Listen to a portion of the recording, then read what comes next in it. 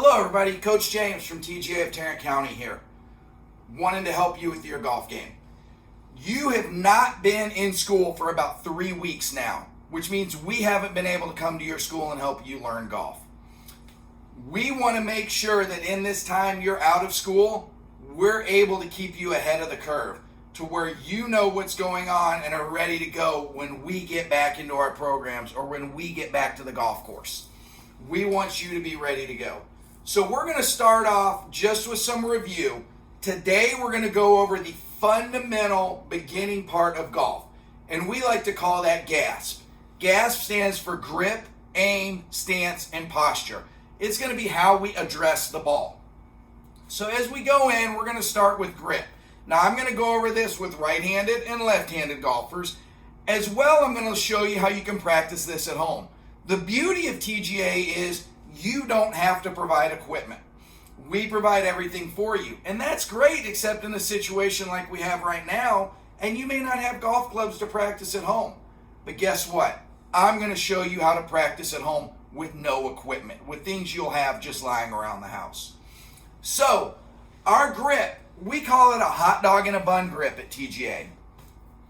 We're going to take our top hand, which for right-handed golfers is going to be our left hand. We're going to hold the club in the fingers of our left hand and point our thumb down the club. As you'll see with mine, the word Golf Pride is right down there. My thumb is pointing at the word Golf Pride. That creates the hot dog. I'm going to take my right hand or my bottom hand and cover my thumb. That creates the bun. At this point, we have a few options to do with our fingers. Number one, what most of my TGA students do is our 10-finger or baseball grip. They do this because they're younger and they don't have big enough hands to do anything else. Number two is our overlap grip. As you guessed it, I'm going to overlap two of my fingers. My pinky on my right hand is just going to sit on top of the pointer finger on my left hand. Finally, we have the interlock grip. And that's right, we just interlock two fingers. I'm going to take the pinky on my right hand and interlock it with the pointer finger on my left hand. So there we have our grip. I'm going to set next is aim. What do we aim with? I get asked all the time.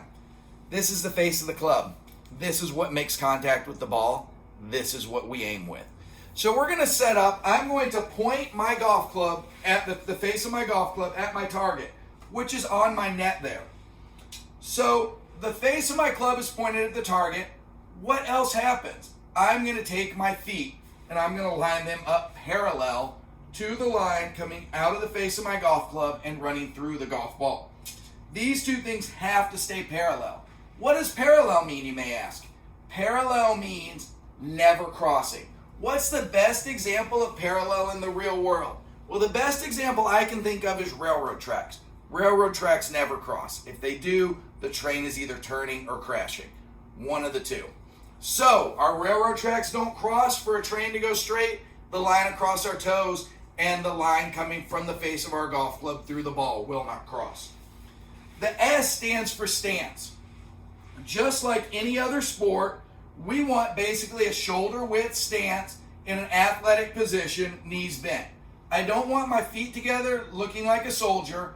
I also don't want to be spread out like a pair of scissors. So shoulder width, knees slightly bent.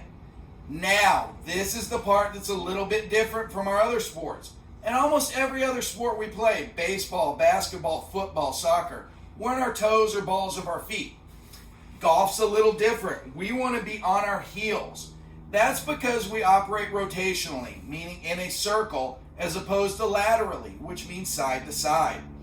So we're going to make this happen, we're going to stick our bottom out. Our bottom out pushes our weight on our toes. What I like to think about when I'm setting up to the golf ball is I like my bottom to go over my heels. So that was for right-handed golfers. If I'm a left-handed golfer, everything's going to be the same, just opposite. And really, it's just the grip that's different. I'm going to take my right hand. I'm going to set it on the club, just like a right-handed golfer did with their left hand. My thumb is going to point to the letters on the Golf Pride grip. I'm going to take my left hand. The hand is going to cover the thumb, creating the bun, hot dog in a bun once again. And we have the three different styles of grip. The 10-finger or baseball grip, The overlap grip, in which case the pinky on my left hand is going to overlap the pointer finger on my right hand. And finally, the interlock grip, where the two fingers interlock with each other. Our aim, stance, and posture is going to be exactly the same. So we're going to go from there. So we ask, like we said, what if I don't have any golf clubs at home? Remember, we talked about the beauty of TGA is we don't have to have golf clubs. Well, guess what? Remember I told you we're going to have some drills we can do at home with no golf equipment? Ask your mom or dad if you can borrow their phone, or you may have one of your own. If you can't borrow the phone and you don't have one, you can use the television remote. And we're going to make our grip.